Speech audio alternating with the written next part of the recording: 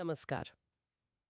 आज हम एक बहुत ही रहस्यमयी विषय पर बात करने वाले हैं, अघोरी संप्रदाय।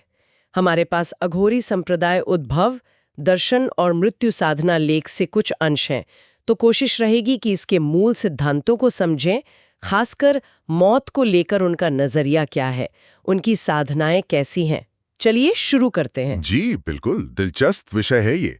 अघोरी, जिनका शाब्दिक अर्थ हुआ जो भयानक न हो या दुख रहित, ये असल में शैव तांत्रिक साधु हैं। अच्छा। माना जाता है कि ये कपालिका परंपरा से निकले हैं।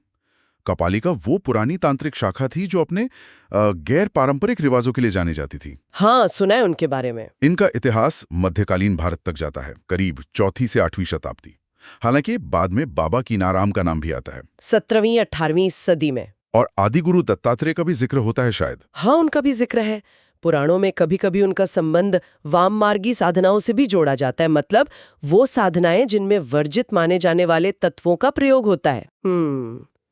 और इनका मूल दर्शन क्या है?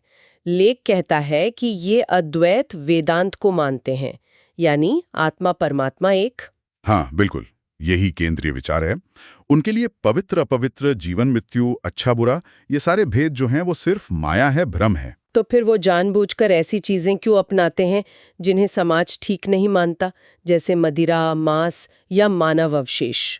हाँ, यही तो बात है। वो ऐसा करके द्वैत को यानी डुअलिटी को नकारते हैं। वो दिखाना चाहते हैं कि सब कुछ शिवमय है, सब कुछ ईश्वर का ही रूप है। अच्छा। यहां तक कि वो चीजें भी जिन्हें समाज अपवित्र या त्याज्य मानता है, वो मानते हैं कि इन तथाकथित अपवित्र चीजों को स्वीकार करने से ही वो निर्द्वैत अवस्था मिलती है, जहां कोई भेद नहीं रहता। समझ रही हूँ। तो फिर मृत्यु को लेकर उनका क्या सोचना है? क्या वो इसे अंत मानते हैं या कुछ और? नहीं, अंत तो बिल्कुल नहीं। उनके लिए मृत्यु जीवन का स्वाभाविक हिस्सा है, बल्कि कहिए आध्यात्मिक विकास का एक जरूरी पड़ाव है। पड़ाव? कैसे? उनका एक मुख्य लक्ष्य है मृत्यु के भय पर विजय पाना।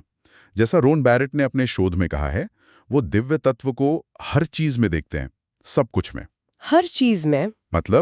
मतलब पवित्रता में भी और तथाकथित अपवित्रता या प्रदूषण में भी, जीवन में भी और मृत्यु में भी।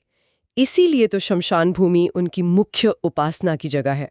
अच्छा, शमशान? जी, वहां वो मृत्यु का सीधे सामना करते हैं, उसे जीवन का अभिन्न अंग मानते हैं।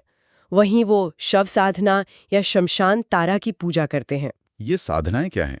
लेख में कुछ चौंकाने वाले विवरण हैं, जैसे शमशान में नग्न ध्यान लगाना। हाँ, या शरीर पर चिता की भस्म मलना। भस्म क्यों?